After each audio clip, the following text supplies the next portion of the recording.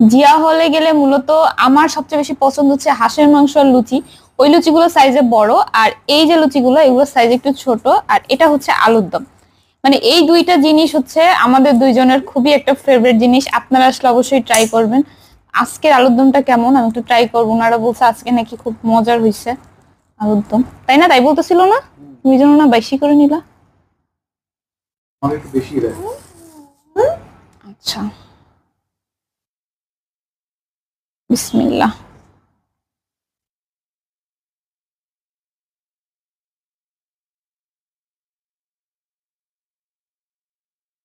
হুম, তুমি খাবা?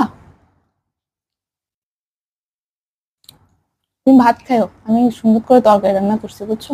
আচ্ছা তুমি খাও, তাহলে আমি গেলাম। আমি না ভিডিও করতে পারবো না, আমি না ভিডিও না করতে না না না না না, থাক। এগুলো হচ্ছে বকশিস, ঘুষ দিতে হয়, নাহলে আবার মানুষ কাজ করে না।